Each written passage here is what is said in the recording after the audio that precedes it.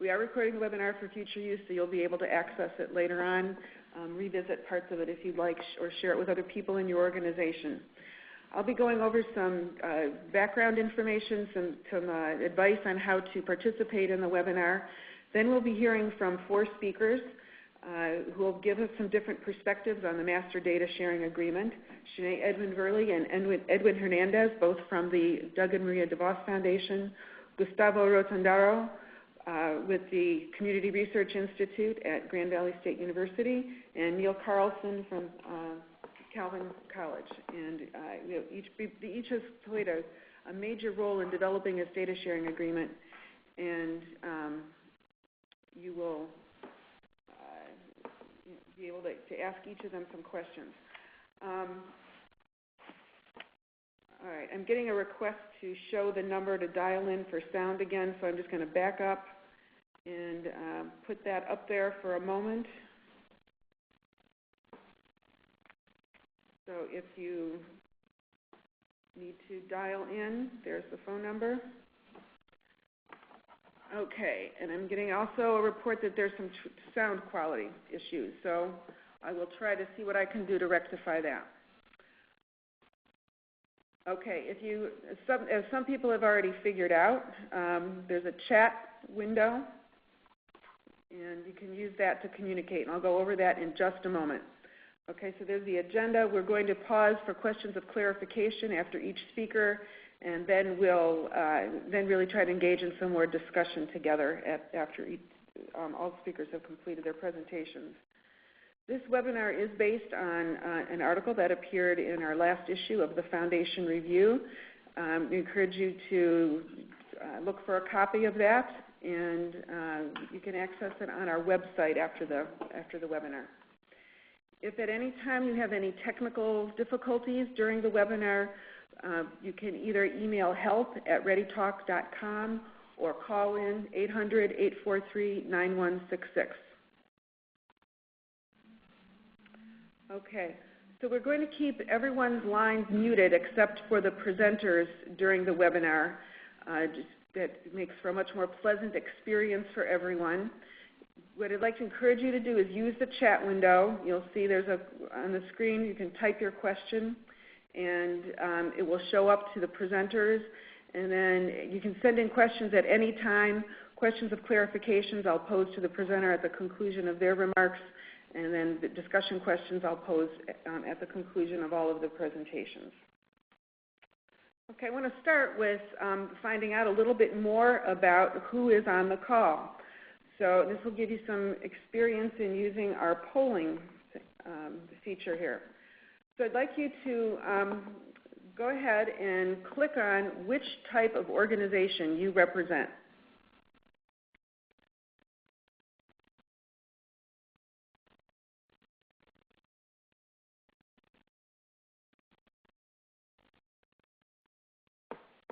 Okay, responses are coming in. Still missing a few folks who haven't said anything yet, but I'm going to go ahead and show the results. Okay, wow, quite a mix of folks on the call.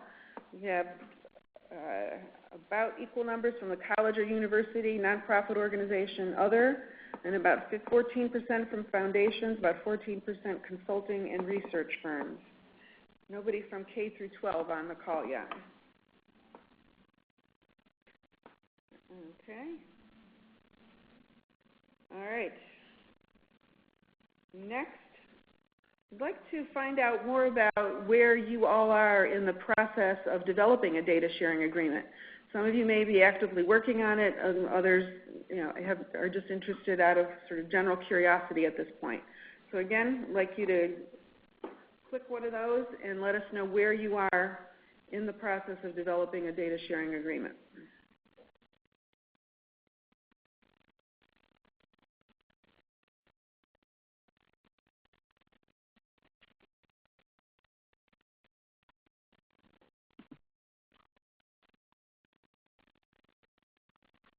Okay, so you can see the results, a little over 30%, just under a third.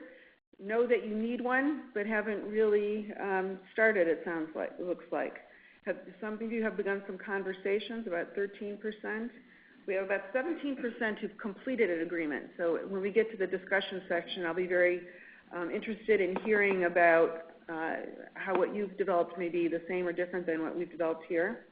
And then we have about 8% who have attempted this but have run into some roadblocks.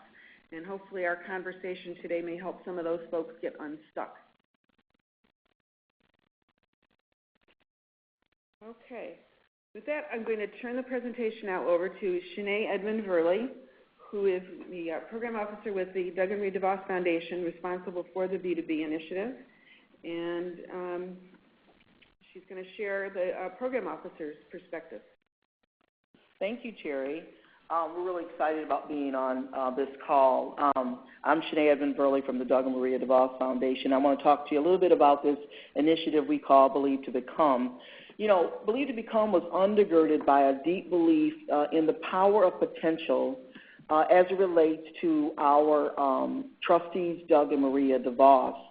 And once they begin to hear the situation of particularly children in vulnerable neighborhoods, they really were moved by the need to unleash this potential. Every child has it. How do we unleash this potential and make sure none of it goes dormant, underdeveloped, or untapped? And so they really asked, so Believe to Become is about a movement of care to ensure all kids succeed in school, work, and life. When we asked what really is going on, we looked at data from the school district, and we appreciate that they shared that data with us. And we found this kind of slope of line, that children were coming to school significantly unprepared. In fact, 8 out of 10 children unprepared. The district was doing a pretty good job of moving them forward, and then you begin to see declines at 7th grade and 11th grade. I want you to note that the Great Line also refers to suburban school districts, and so the widest gap was surely early, and then the slope of the lines kind of, there was a definite gap, and the slope of the lines were similar, particularly around between middle school to high school. So Believe to Become is about helping Grand Rapids succeed by really helping all of its children succeed. Our theory of change is really designed around unleashing potential, and particularly human capital potential.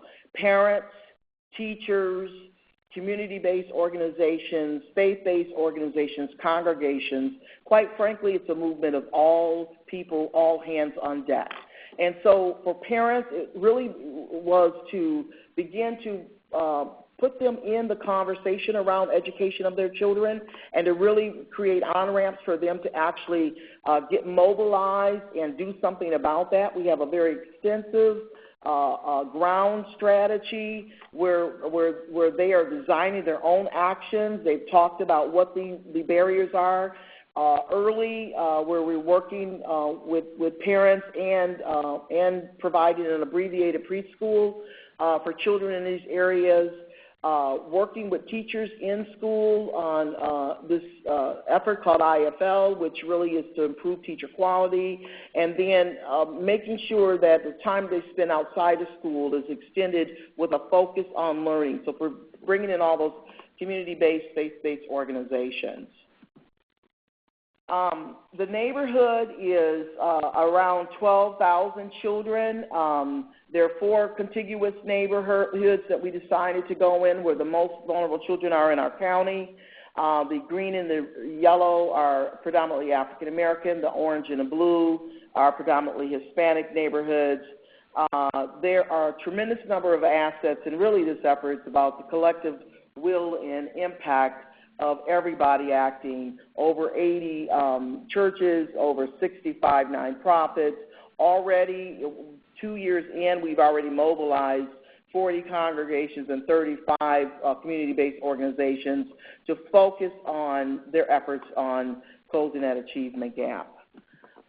We are about measurement and understanding how we're doing it as we go. And so this Cradle to Career initiative, Believe to Become, is about looking at what the important markers are along the way, including ready for kindergarten, 3rd grade reading, ensuring that children are all on track, particularly closing that summer gap, and then through high school and into college. So that really is the Believe to Become effort. It's a collective mobilizing the community with purpose to close the achievement gap. Okay, thank you, Shanae. I'd like to invite any questions of clarification at this point. Anybody, again, we'll hold discussion till the end, but if you have any questions of clarification for Shanae, please go ahead and send those in. We're also going to have another poll here.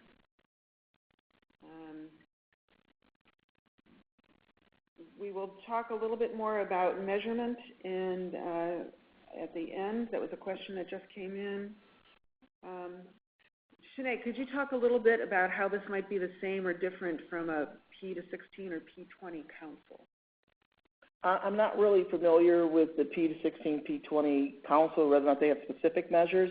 What we measure is we actually have the school district dump to us their NWA MAP data, so we get rich scores on all the children, and irrespective of our state assessment and NAEP. So, and in early we're using PALS and PPVT as the measurement instruments.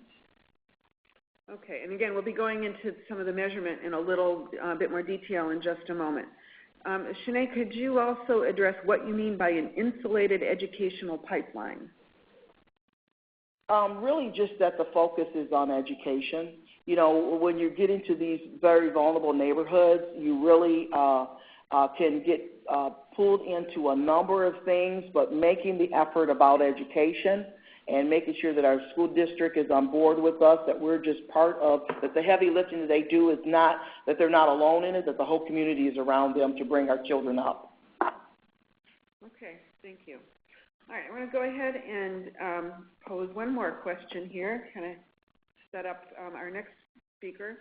How broadly are you collaborating in your community? And I think this may be related somewhat to the P-16, P-20 council, that, you know, some are collaborating very kind of tightly around a P-20 or P-16 council. Others have a much broader kind of collective impact model. So I'm going to ask you and to each respond to this. Do you have like a fairly broad group that's talking about collective impact in your community? Are you collaborating sort of one-on-one with the schools? Are you working with one or two community partners, or are you at the stage where you really don't have any formal collaborations around this yet?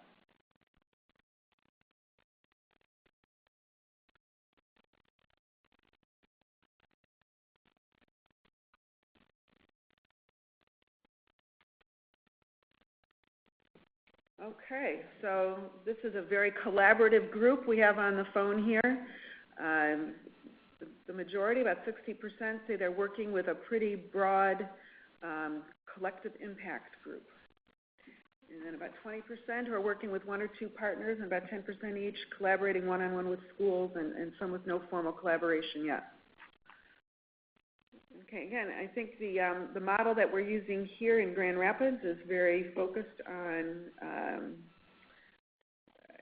sort of multiple collaborations, and we'll be hearing more about that next from Edwin Hernandez. Thank you, Terry, and I'm happy to join my colleagues in this presentation. I think it's important to state at the outset that this work, Believe to Become, and particularly the vision behind the extensive data sharing project, stems from the vision of our trustees. And we've put here a quote, an email message that he sent to us as staff, and if you look at these questions, there are important, profound, and yet very difficult to answer. He's wanting to know, at the end of the day, what happens to children over time, how many finish high school, how many are in jail, are in college, etc.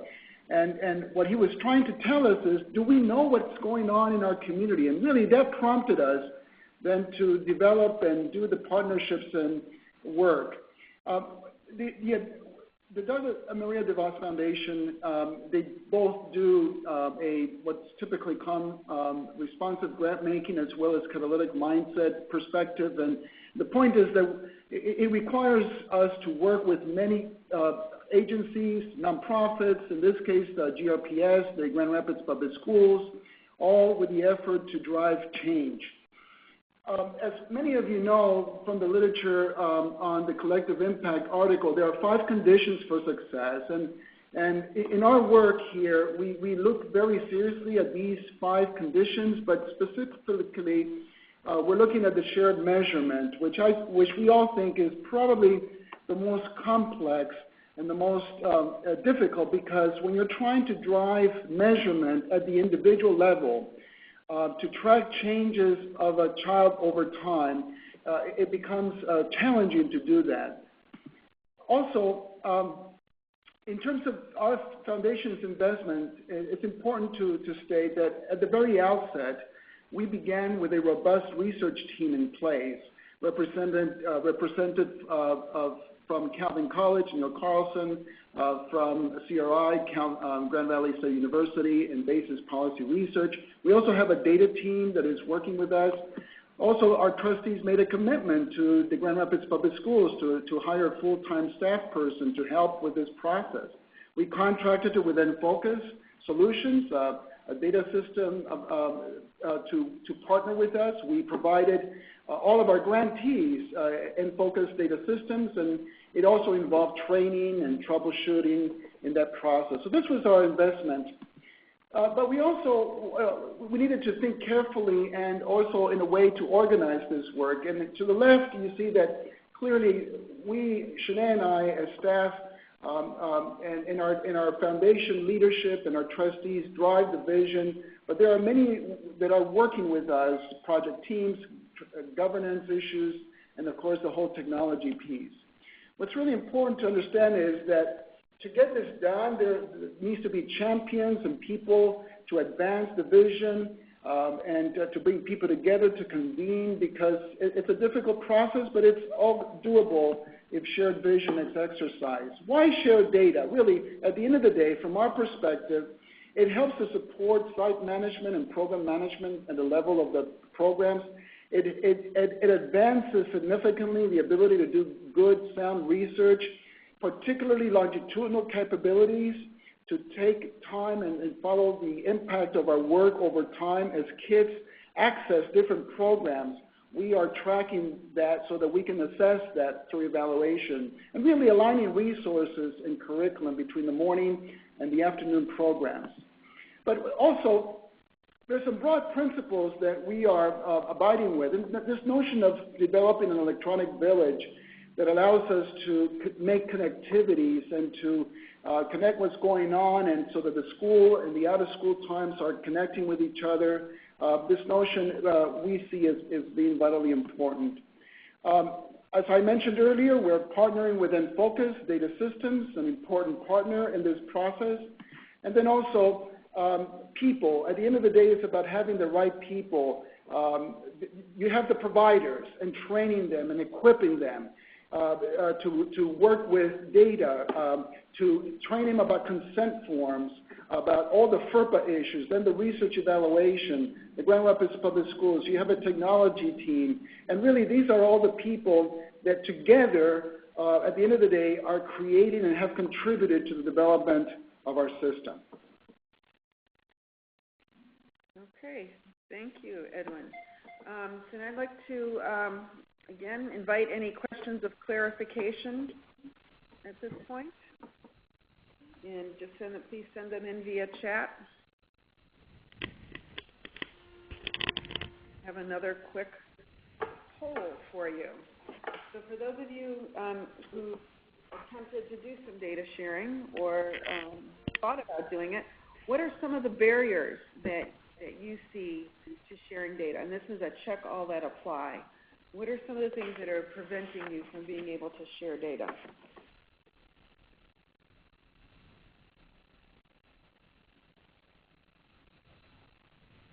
And I see the responses coming in real time.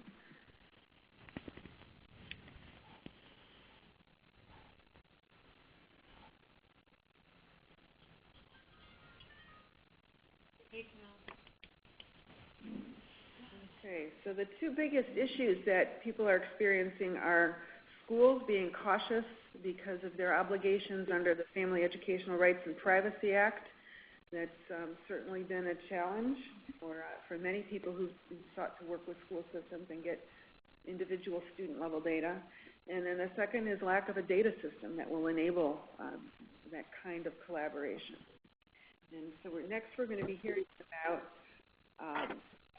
more details about both the system and the master data sharing agreement that have enabled this community to help overcome some of those barriers.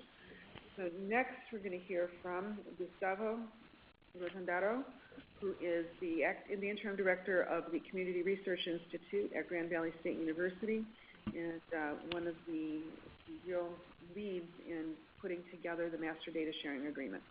Gustavo? Thank you, Terry. Thanks everybody for being on the call today. I'm going to try to be as you know, I'm going to explain a lot of the mechanics of it, but also have to be brief. So feel free to connect with me after the call. If you have any questions, feel free to email me.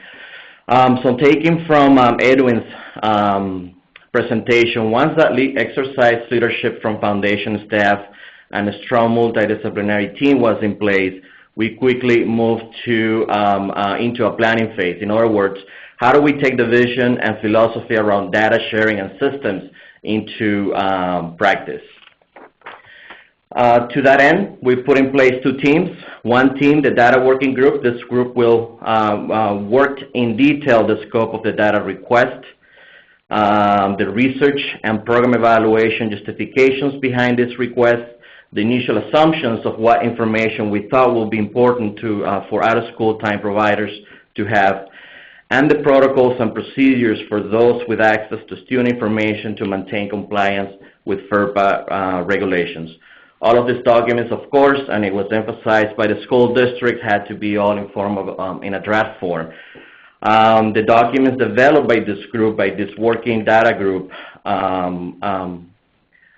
were then provided to the second team, our steering committee, which included, just to give you a sense of the makeup of that team, included everybody from the data working group, but also the highest level of the school administration. For example, staff from the superintendent's office worked with us throughout the process, academic department, business services and operations, which included the financial officer, the chief financial officer, community and student affairs, and of course the human resources and legal services. The preliminary accomplishment of these teams was to get the okay of the master data sharing agreement structure, where I'll share with you a little bit of what that looked like, and all of its components, and a timeline to achieve the development of this document along with procedures and protocols. So to give you a sense of the timeline, this is what we came up, and that didn't really work, simply because the world doesn't work in a linear way, as you know. So our revised version was this. Internally and among our local partners, we kindly refer to this visual as chaos, but some of us also like to call it sophisticated. And that, in fact, is more representative to how really the process works and is working. We had to change our way of thinking and comfort levels around not meeting the first round of deadlines we set, especially because we were planning, designing, and implementing all at the same time. For instance, we dropped the idea of having a complete master data sharing agreement by late summer of 2010 and developed a temporary data sharing agreement instead. Although we didn't get everything that we wanted with that temporary data agreement, it allows us to receive student-level data for the evaluation of pilot programs that were already underway. So important to have an open and a flexible structure, as a lot of these issues around FERPA and data sharing got all worked out. The green colors kind of represents accomplishment as we went through the process, and on the right side of that diagram, the yellow one, these are ongoing processes that we revise on a regular basis to make sure that the data sharing agreement is, one, in compliance, but also that adapts to the new needs that we have in the project. The final document was approved by March 2011, so just to give you a sense of how many months it took to get that document through. And I think more importantly, like I said, it allows us to get revisions, ongoing revisions as our learning on that and project goal increases. In terms of the execution phase of the agreement, important, to come up with very specifics about the data required for the project. And also, a very distinctive project roles. Just to understand that there is data that is going to go into site and program management with identifiable information, and also data that is going to go to research team. Although it might apparently, it might be apparent that there's two distinctions, be able to articulate that and incorporate that in the negotiation process, it really helped us along the way during the process. Treatment versus control groups we initially gave some ideas about that might work, and they continue to change, and also individual role-based access to information. I have a little bit of time left, but this one perhaps the most important piece of my presentation, just to give you a high-level overview of how the student and program data moves across organizations and people. On the left side of your screen, you have the databases generating and or receiving both the student and program data. In the case of Grand Rapids Public School Data System, GRPS sends to CRI only demographic and registration information of all enrolled students in the district for that particular, for the school year, for the current school year. And this process occurs on a daily basis, so there's a lot of automation in terms of how that data moves from one place to the other. We, in turn, send this information to Enfocus Solution also on a daily basis, so that out of school time via, through a web-based platform, get access to, through a lookup table, they can search and match program participant using only directory information. That is first, middle, last, and date of birth. Once that participant is defined, and right now I'm in the lower left part of the diagram on the Enfocus database and the program site management. Once that participant is identified and matched as an enrolled GRPS student, the participant's registration is screened at the provider side, is populated with demographic and registration information from GRPS. This process, I think this is very important, it itself improves data quality because participants' registration information is standardized using GRPS data. It is also important to know that two consents are administered during the registration process. One is the GRPS consent, so the sites can access students' attendance and academic information, and the second consent is for research purposes for the eventual evaluation of the program. Note also in the diagram the filters as information moves across. Those filters are based on consents, but also specifics on what data fields we are allowed to share with providers and researchers, and those are based on roles. The roles are assigned to individuals, and each individual has a list of data fields they are allowed to see. In the case of aggregate reports, then we are able to aggregate that information at different levels, whether it's by the program area, by the site, or the geographic target area. On the research side, the de-identified data is shared with researchers at the end of the program. We also have in place a process that allows researchers to request access to more student information if required. We do this by filling out a GRPS research request form with the required new fields and justification for the request. For example, expanding to other data fields or changes to the control group parameters. Finally, the agreement specifies the copies and written reports, analysis, or visuals produced or derived in part from GRPS data be provided to GRPS prior to public dissemination for approval.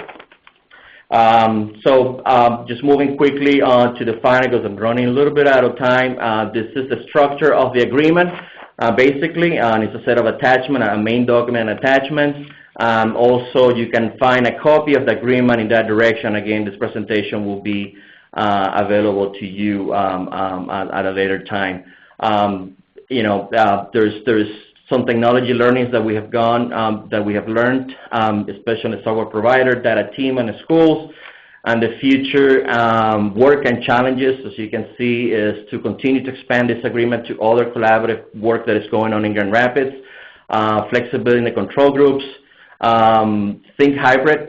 No one system can do it all, and we need to be thinking about being flexible in technologies that we use. Quality controls, as you learn more about the data, as we're learning more about the data, being able to put those in place. Thank you.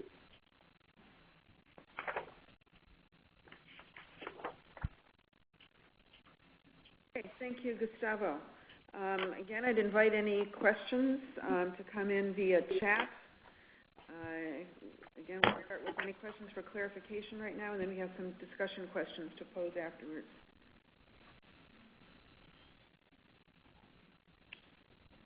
Okay, we're going to do another quick poll and ask you about your community. Do the community-based organizations and the foundations in your community have the capacity to do this? I'd like you to strongly agree to strongly disagree with that statement.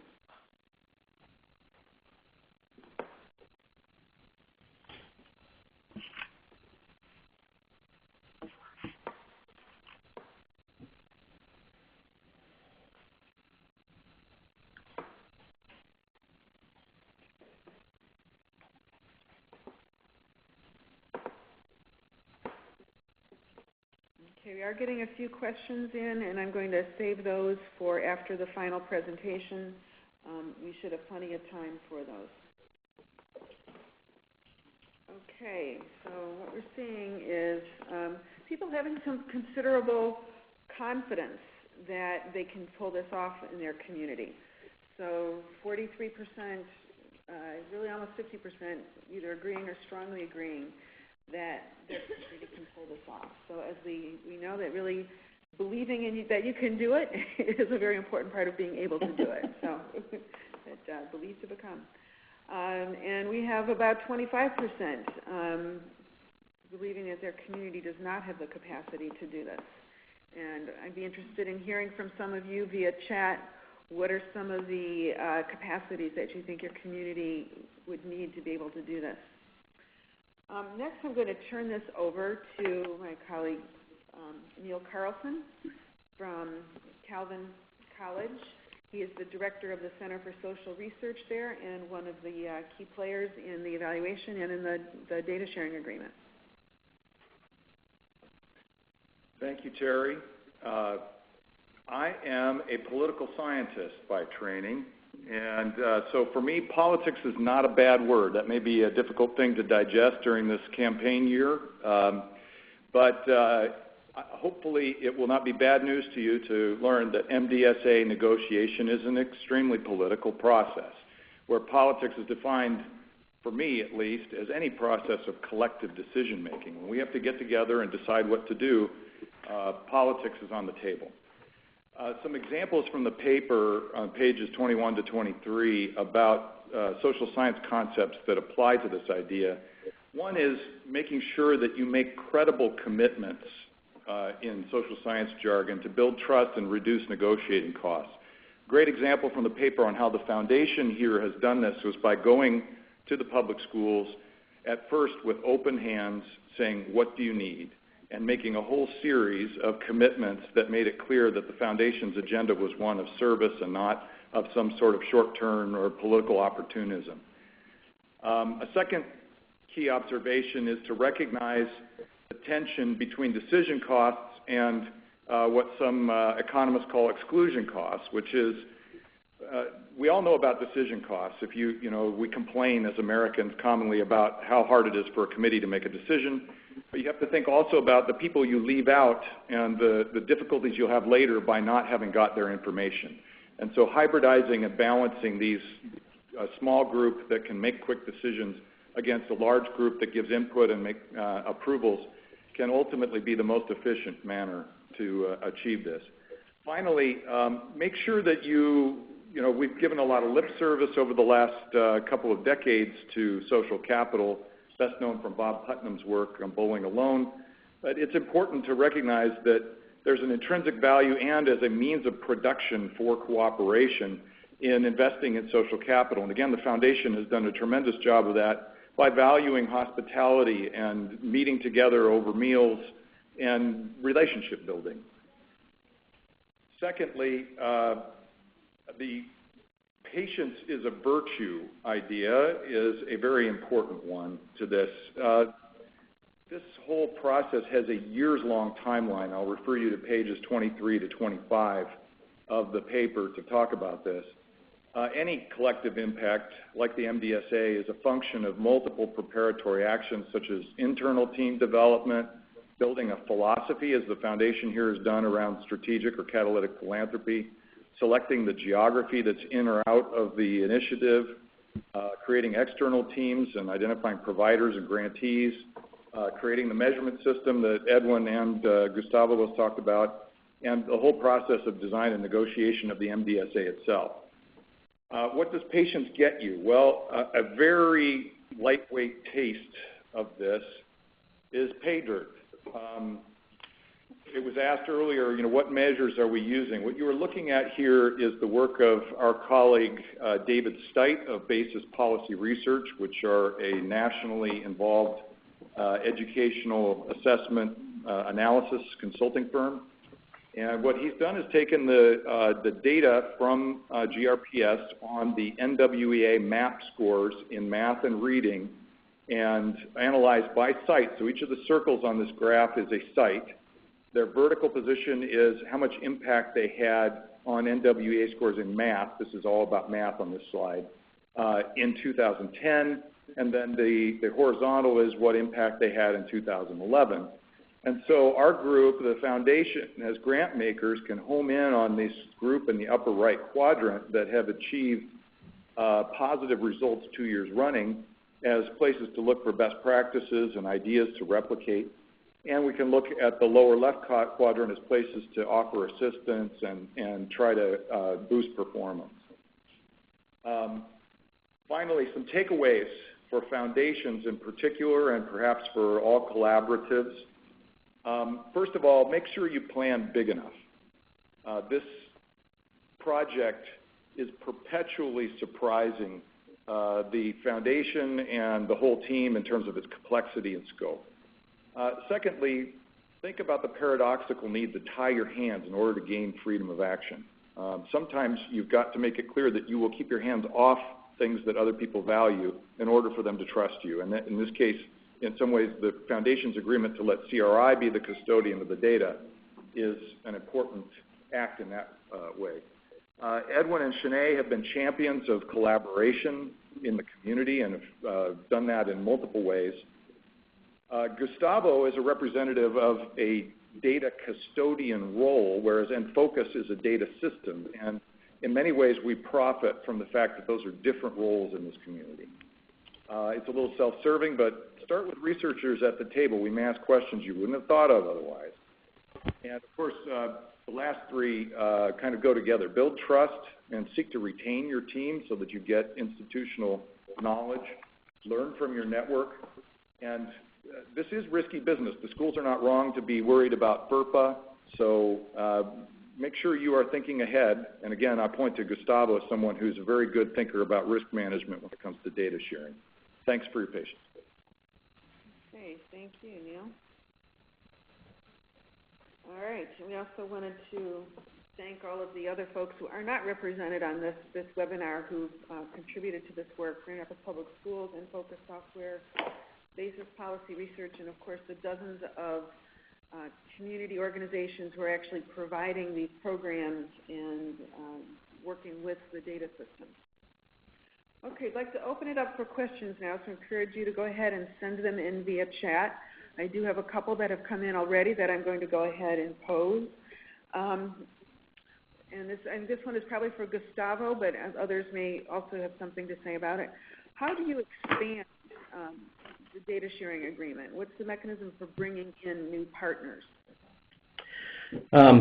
Thank you for the question. I think we're at the early stages on that process.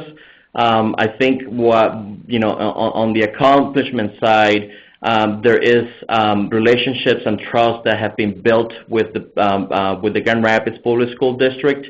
There are processes and protocols that have been developed, and being able to partner with other groups here locally that are doing collective impact work. I think the conversation is going to move into those groups that already have expressed an interest to participate in the project and in this data sharing agreement, but also that are framing this concept of collaborative impact. So we are currently we're working with with GRPS to define how do we extend the agreement and make sure that one, that we protect the confidentiality of the children, but that we're able to extend the knowledge that we have. So that's where we're at right now. Okay, thanks, Gustavo. Anybody want to add anything to that? Anything about bringing other partners in? I think it's very clear that as is evident from the presentation, the article, that this is a very robust infrastructure that the community can benefit. And in fact, we are now partnering with the Extended Learning Opportunities Network, which recently received the Wallace Foundation grant to extend the work to other providers. And so I think that part of the vision is how can other community members and organizations benefit, because really the more, in some respects, the more other communities and organizations can be benefited from this effort. Okay. I'm getting questions about getting a copy of the presentation, and yes, that will be available on our website, along with a copy of the actual master data sharing agreement, so that you'll be able to access those. The article is, the full article is also online. We've had a question about databases, or a comment that lack of expertise in using databases is one of the barriers. I wonder if somebody could comment on I'm just calling because I'm on this webinar, but I think I'm going to hang up and go get some lunch and Neil or Gustavo, maybe the paperwork for Cheryl. I think I can say something. Gustavo should say more, but one of the things that I think has been important is that our working group around the table, nearly everyone has significant expertise with database models, so we can speak in acronyms and shortcuts and understand each other. Do you think it's really critical to have some deep database experience? I think it is. Sometimes we have to draw the model on the whiteboard and work together around that. Okay. All right. Thanks. Gustavo, do you want to add anything about that? Yes, I totally agree with Neil, and in our team in CRI we have a combination two staff. Both of them make up of one full-time position, and they bring expertise around database management and security. We work with a highly technical team with GRPS, and again, Neil brings very good knowledge about how data models work. And also we are in constant communication with the software provider so that we can actually integrate. I mean, we're very interested in how do we more efficiently and securely exchange data between disparate systems. And so we work with them very closely to achieve that. Okay, thanks. We've got another question here. My agency has already developed an agreement with our State Department of Education, but when the FERPA folks in DC heard about it, they informed us that educational data can only be shared with individual court orders or releases from the parent or guardian. Is that how you do this? What does your court order or release look like? So we do have, you want to go ahead and comment on that, Gustavo? I guess one of the appendices in the Master Data Sharing Agreement. Yeah, you will be, I think there is a fuzziness, around the country of how FERPA regulations work, and we as we were engaging in this process, we had to, learn quite a bit about that. Our local school district, actually they're very, very strong on the opinion that local districts make decisions of how much data is shared. So we work with them actually very closely to design the consent form, what needed to be in place for the free movement of data in a controlled environment. So I will suggest that if you are, it's a matter of I just came back from, actually we just have a group that went to Washington, D.C. For a group is called ISP, so Intelligent Social Policy, and there was a presentation there from a lawyer from Florida that was very optimistic in the ways that FERPA regulations are not designed to prevent access to data, but it's obviously an intense negotiation process. And also they commented during that conference that the new changes in the FERPA regulations would actually help researchers to get a better access to educational data. So there was a question about the new regulations, and you see those as really being helpful. Okay, I wanted to ask a question about parental involvement. Well, Terry, thanks. I just want to say this, that part of moving forward in this work and getting agreements signed and all that is really creating this trusting environment where everybody feels like we, the community, are trying to move the needle, so that you can move it out of the space of just being a technical problem. You know, so when you mobilize parents, now parents actually want to know and will give consent because they want to improve the educational opportunities for their children. They want their schools to be better. The school district, you know, the way that we relate to them is that you are not alone in this. And you don't have to do all the heavy lifting. Clearly when you got kids coming to school, 8 out of 10 of them not prepared, that's not the school district, that's the community. And so when we start to embrace it as a collective, then the pipeline for sharing data opens.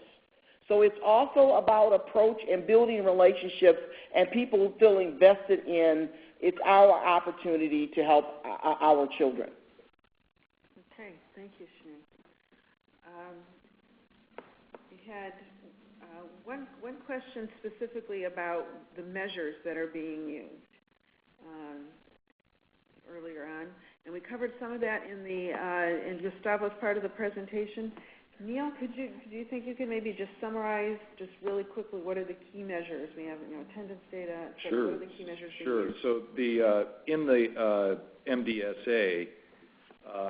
We have primarily the attendance of the child during school time, during the relevant period that the out-of-school program is operative, so that the out-of-school program can see what the attendance pattern of their children is.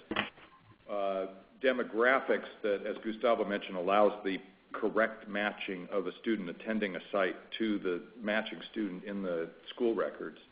And then a whole array of academic outcomes, and we're just moving into having some access to more sensitive things like some simple versions of disciplinary data, but mainly things like did they complete courses, did they, how were their grades in the class, those sort of things. And then the keystone, as already mentioned, is the MAP test from the Northwest Educational Association, which it results in these sophisticated impact estimates that can control for participants versus non-participants. Okay. And there's also some survey data and other qualitative data that are being used in that. But those are collected outside the MDSA. Those are outside of that Master Data Sharing Agreement. So I wanted to give each of the panelists a chance to just take a moment and reflect on, if somebody is thinking about trying to engage in this, we saw a significant majority of the folks who are on this call have identified the need to do this. What would be your number one suggestion for them? Well, I was going to say,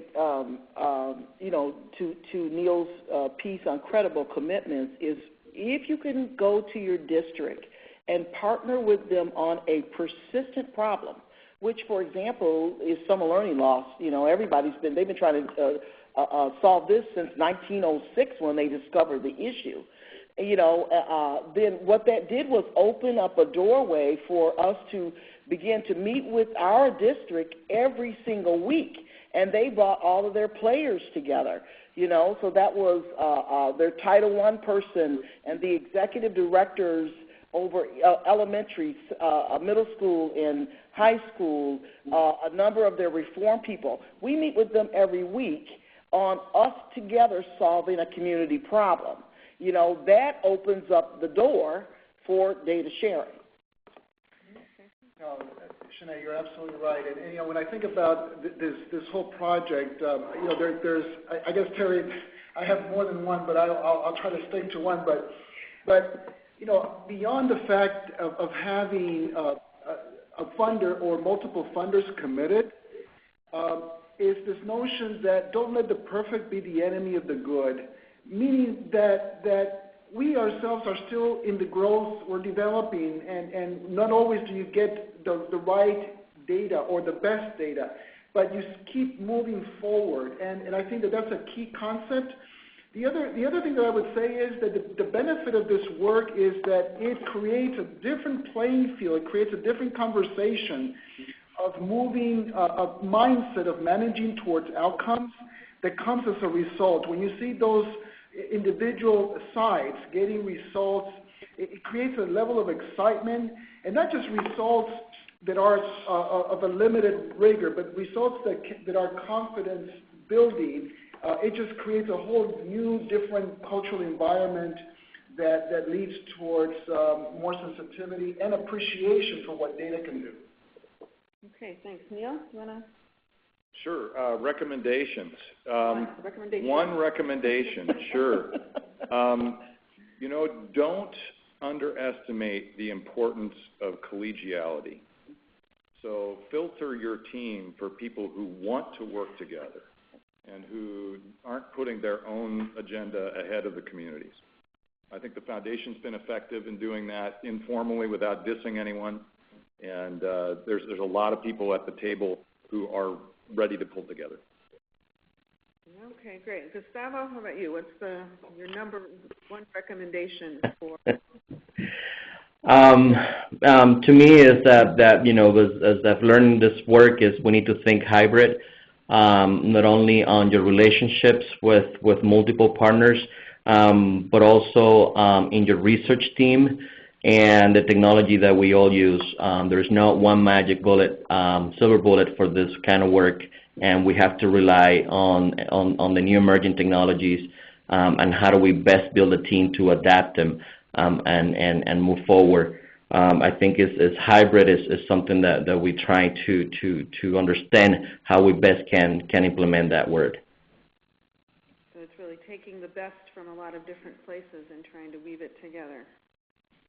Yes. Okay. Well, thank you. One last chance for any questions from our webinar audience.